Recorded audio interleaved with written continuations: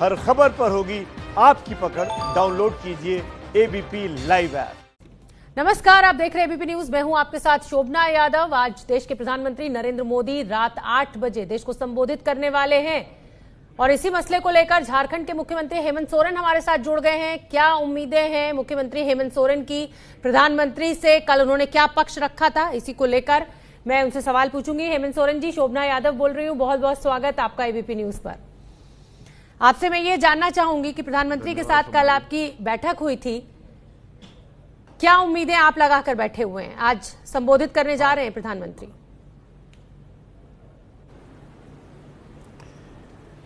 देखिए, देश के कैप्टन हैं हमारे देश के प्रधानमंत्री। आज के इस युद्ध के कोरोना युद्ध में इस संक्रमण का कैप्टन की भूमिका में हैं और उनका निर्णय अंतिम निर्णय होगा। और हम झारखंड से यही उम्मीद करेंगे, झारखंड की तरफ से, क्योंकि ये राज्य देश का सबसे पिछड़ा राज्य है और मजदूरों का ही ये राज्य है और बड़े पैमाने पर हम झारखंड, बिहार, बंगाल, उड़ीसा, छत्तीसगढ़ के लोग देश की अर्थव्यवस्था के पहिए को चलाने में हमारे मजदूरों की एक बड़ी भूमिका रही है। और मैं उम्मीद करूंगा कि मजदूरों के विषय पर देश के प्रधानमंत्री जी जरूर काफ़ी संवेदनशील हमारे प्रधानमंत्री हैं, वो जरूर कुछ न कुछ इस विषय पर रखेंगे बातों को, क्योंकि जिस तरीके से देश की अर्थव्यवस्था की पहिया रुकी पड़ी है, इसमें कहीं ना कहीं हमारे इस क्षेत्रों के मजदूरों की एक भूमिका रही है, जो इसको चलाते रहे हैं, चाहे संगठित मजदूर होकर चाहे असंगठित मजदूर होकर। और आज जो ये एक नदी सी बन गई थी मजदूरों की, एक प्रवाह जो चल रहा था बरसों से, अलग अलग राज्यों में जाकर के अपना लोगों ने योगदान दिया है, अपना भूमिका निभाई है। अब वो नदी मुड़ चुकी है, अपनी घरों की ओर चल चुकी है। कोई तो आपकी उम्मीद यही है हेमंत सोरेन जी कि आज मजदूरों की समस्या को लेकर प्रधानमंत्री कुछ जरूर बोले। मैं आपसे ये जानना चाहूंगी कि कल जब बैठक हुई थी तो क्या आपने लॉकडाउन बढ़ाने के लिए अपील की है प्रधानमंत्री से? क्या पक्ष है आपका सरकार में रहते हुए बतौर मुख्यमंत्री झारखंड को लेकर? देखिए, हमने आज तक जो भी गृह मंत्रालय से जो हमें राज्यों को आदेश प्राप्त हुआ है, उसको हम लोगों ने अक्षरशः पालन भी किया है। और हमने तो पहले भी कहा कि कैप्टन का आदेश अंतिम आदेश होता है और उसको पालन भी होना चाहिए, ये मेरा मानना है। और लॉकडाउन खोलने को लेकर के भी समय समय पर कई बार गृह मंत्री जी के तरफ से और गृह मंत्रालय की तरफ से राज्य सरकारों को निर्देश जारी होते रहे हैं, लेकिन राज्य की हालात को ध्यान में रखकर कई राज्यों ने अपने अपने तरीके से उन आदेशों को पालन किया, आदेशों का निर्वहन किया। कई लोगों ने उसको संशोधित किया, कई लोगों ने नहीं माना। और अभी हम लोगों की भी वही स्थिति है। ये सारी चीजें राज्य के आंतरिक हालात देख करके निर्णय लिए जाते हैं। और अभी हम चूंकि लॉकडाउन हमारी खुली नहीं है, हालांकि हमारे इस राज्य में अधिकतर भारत सरकार की उपक्रमें काम करती हैं, जो लॉकडाउन पहली लॉकडाउन घोषणा होने के बाद से भी वो सुचारू रूप से कार्यरत हैं, चल रही हैं। माइनिंग एक्टिविटीज चल रही हैं। आप आगे बढ़ाना चाहते हैं इस लॉकडाउन को? आपके प्रदेश की स्थिति क्या कह रही है आज के मौजूदा हालात में?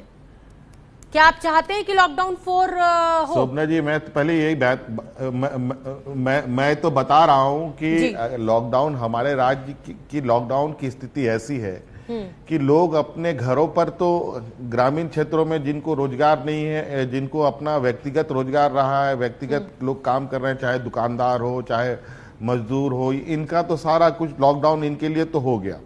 लेकिन जो उद्योग यहाँ चल रहे थे उनके लिए ये लॉकडाउन लागू नहीं हुआ। उद्योगें चलती रहीं, चाहे वो कोल इंडिया का उत्पाद हो चाहे डीवीसी का उत्पाद हो, इसे सब वहाँ तो लॉकडाउन नहीं हो पाया। और ऐसी स्थिति पर तो हम जो लोग सरकारी मुलाजिम नहीं है उन्हीं के ऊपर हम राज्य पर बता सकते हैं कि उन पर उनके लिए लॉकडाउन आगे होना चाहिए कि नहीं होना चाहिए। लेकिन ये मेरा मानना है कि अभी जिस संक्रमण के साथ, मैं पहले भी कह रहा था कि मेरी संक्रमण उस समय नहीं बढ़ेगी, उस समय नहीं बढ़ी थी जब हम लॉकडाउन की घोषणा देश में की गई थी। हमारी समस्या तब आएगी जब प्रवासी मजदूर हमारे राज्यों में आना शुरू करेंगे। बिल्कुल। और अब प्रवासी मजदूर हमारे राज्य में आना प्रारंभ कर चुके हैं और हमारी समस्याएं थोड़ी थोड़ी बढ़ने भी लगी हैं। और इसको देख करके, और ये चूंकि लगभग 90% हमारा क्षेत्र ग्रामीण है, और ग्रामीण क्षेत्रों में चीजें अगर यदि संक्रमित होती है तो चीजें थोड़ी सी जानना चाहूंगी, चिंताजनक होने लगती है। बिल्कुल। मैं हेमंत जी आपसे जानना चाहूंगी कि लगभग कितना आंकड़ा आपके पास मौजूद है जो प्रवासी मजदूर आपके प्रदेश में लौट रहे हैं, अपने घर लौट रहे हैं, और क्या इंतजाम आप उनके लिए कर रहे हैं? क्या आप उनके लिए क्वारंटीन सेंटर्स बना रहे हैं या आप उनको इजाजत दे देंगे स्क्रीनिंग के बाद उनके गाँव जाने की? नहीं, ऐसा नहीं है। अभी जैसे कि शुरू में जब लोग आने लगे, ऐसे तो जब भारत सरकार ने मजदूरों को लाने की जब अनुमति दी हमें, उस समय से लेके जो ट्रेनों का आवाजाही प्रारंभ हुआ, ट्रेनों से जब मजदूरों को लाने प्रारंभ की गई, उस समय से लेके अब तक लगभग हमारे 70-80 हजार मजदूर लगभग आ चुके हैं। लेकिन इसके अलावा जो कुछ अपनी गाड़ियों से, कुछ साइकिलों से, कुछ ऑटो रिक्शा से, कुछ ट्रैक्टर से, कुछ बसों से इधर उधर से आ गए, लगभग ये सभी लोग जो शुरू के दौर में इन लोगों ने काम किया था, ये लोग अपने अपने गांव में जा चुके हैं। और अभी तक गांव के ऐसी स्थिति, कोरोना से जो संक्रमित स्थिति लोगों की नहीं देखी गई है।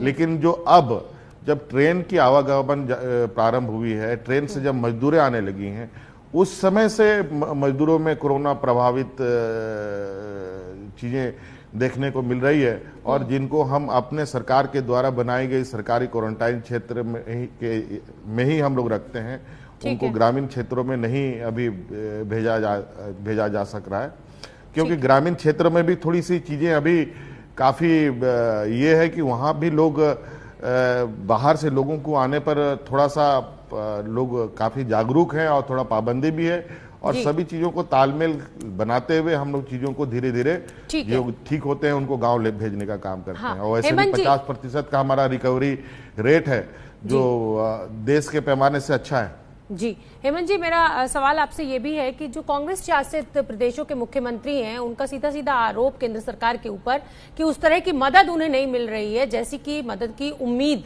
वो केंद्र सरकार से कर रहे हैं। आप क्या कहेंगे इसको लेकर? देखिए, मेरा तो कुछ नहीं है, मेरा तो 1 रुपया भी हमें चाहिए तो हमको केंद्र की ओर से उठाना पड़ता है। आपको मिल रहा है वो 1 रुपया? पूरी डिपेंडेंसी केंद्र पर है। देखिए, हमें जो पहली बार जो पैकेज घोषणा हुई थी लगभग 250-300 करोड़ रुपए की, उसके अलावा अभी हमें किसी तरीके की कोई मदद मिली नहीं है। आज हम अपने संसाधनों से ही चीजों को आगे गाड़ी खींच रहे हैं। भारत में, पूरे देश में 5 किलो अनाज मुफ्त देने की बात भारत सरकार ने की। दुर्भाग्य की बात है वो 5 किलो अनाज उन्हीं को मिलता है जिनके पास पहले से कार्ड मौजूद है, जिनको पहले से अनाज दी जा रही है। और आज हम उन लोगों को भी अनाज दे रहे हैं जिनके पास कार्ड नहीं है, और जिन लोगों ने अप्लाई किया है उनको भी हम दे रहे हैं, जिन्होंने अप्लाई नहीं किया है उनको भी। तो मतलब आप ये कह रहे हैं कि केंद्र सरकार से आपको वो मदद नहीं मिल रही जिसकी आपको जरूरत है? क्या आप ये कह रहे हैं? मैं सही समझ रही हूँ?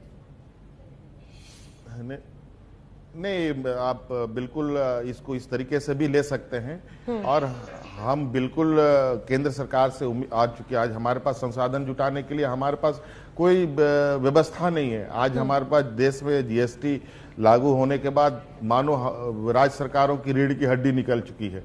हमारी तो पूरी की पूरी डिपेंडेंसी आज केंद्र सरकार पर है।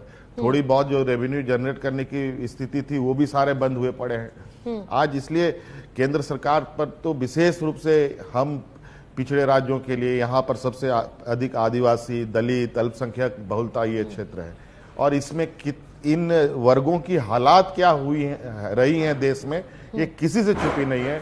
और इन्हीं की बहुलता इस राज्य में है, तो आप अंदाजा लगा सकते हैं कि हमें कितनी जरूरत होगी। मैं कोई पैकेज की बात माननीय प्रधानमंत्री जी के समक्ष नहीं रखता हूं। मैं राज्य की वास्तविक स्थिति प्रधानमंत्री जी के समक्ष रखता हूं और मैं समझता हूं कि देश के प्रधानमंत्री इतने संवेदनशील हैं कि ये बात जरूर ही समझते होंगे कि हमारे राज्य को किस तरीके की मदद की आवश्यकता है। जो राज्य सबसे अधिक रेवेन्यू रेलवे को देता हो, जो जिस राज्य से लगभग 42% मिनरल्स देशों को देता हो, आज उस राज्य को कहीं ना कहीं केंद्र के लिए एक न्याय की उम्मीद है और हमको लगता है कि इस संक्रमण में से बाहर आने के लिए केंद्र का सहयोग हमें मिलेगा। ऐसा मैं उम्मीद करता हूं प्रधानमंत्री जी आने वाला समय में बात कहेंगे। बहुत बहुत धन्यवाद हेमंत सोरेन जी, एबीपी न्यूज के लिए समय निकालने के लिए।